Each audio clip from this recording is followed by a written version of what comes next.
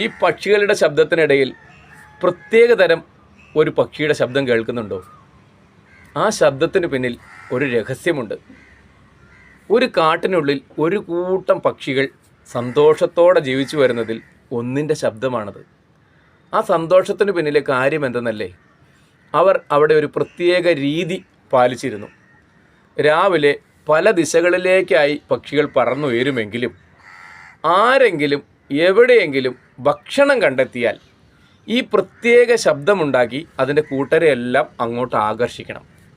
അപ്പോൾ അവരെല്ലാം അവിടെ പറന്നെത്തി ഈ ഭക്ഷണങ്ങളെല്ലാം പങ്കിട്ട് കഴിച്ച് വൈകുന്നേരമാവുമ്പോഴേക്കും സന്തോഷത്തോടെ ഈ കാട്ടിലേക്ക് തിരിച്ചെത്തണം. എന്നാൽ ഒരിക്കൽ ഒരു പക്ഷി ദിശ തെറ്റി പറന്ന് കാട്ടിന് പുറത്തുള്ള ഒരു റോഡിനരികിലെത്തി. അപ്പോൾ കാണാം റോഡിലൂടെ ഒരുപാട് ട്രക്കുകൾ നിറയെ ധാന്യങ്ങളും നിറച്ച് അങ്ങനെ പോയിക്കൊണ്ടിരിക്കുന്നു. തന്നെയുമല്ല, ഈ ട്രക്കുകളിൽ നിന്നും ഈ റോഡിലേക്ക് ധാന്യങ്ങൾ വീണു പോകുന്നുമുണ്ട്. അപ്പോൾ അത് ആ റോഡിലേക്ക് പറന്നെത്തി ഈ ധാന്യം കൊത്തി തിന്നാൻ തുടങ്ങി. നല്ല സ്വാദുള്ള ധാന്യം. പക്ഷേ അതിനെ മറ്റൊരു ചിന്ത കീഴടക്കി.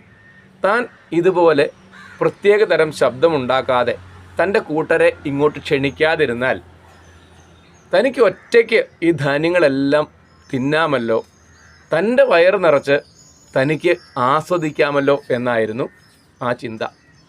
അന്നേ ദിവസം ആ പക്ഷി കാട്ടിലേക്ക് പറന്നെത്താൻ വൈകിയത് അതിൻ്റെ കൂട്ടരെ എല്ലാം ആശങ്കപ്പെടുത്തി.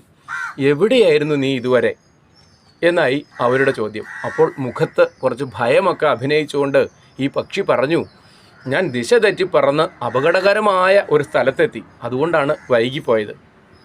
എന്നാൽ പിറ്റേ ദിവസവും ഈ പക്ഷി അതേപോലെ ആ സ്ഥലത്തെത്തി ഒറ്റയ്ക്ക് ഈ ധാന്യങ്ങൾ കൊത്തി തിന്നാൻ തുടങ്ങി. അങ്ങനെ മതിമറന്ന് ധാന്യങ്ങൾ കൊത്തി തിന്നവേ പുറകേ വന്ന ഒരു ലോറിയുടെ ശബ്ദം അതിന് കേൾക്കാൻ കഴിഞ്ഞില്ല. അതിൻ്റെ ചക്രത്തിനടിയിൽപ്പെട്ട് അത് ചതഞ്ഞരഞ്ഞു പോയി. ഇവിടെ നിന്നും മനസ്സിലാക്കേണ്ട പാഠം, നമുക്ക് ഒരുപാട് നല്ലത് വരുമ്പോൾ നമ്മുടെ കൂട്ടരെ എല്ലാം മറന്നു വച്ച്, നമ്മുടെ രീതികളെല്ലാം മറന്നു വച്ച് മതിമറന്ന് ആസ്വദിക്കാൻ ശ്രമിച്ചാൽ ഒരു പക്ഷേ വലിയ അപകടത്തിലേക്കായിരിക്കും നമ്മളുടെ പോക്ക്.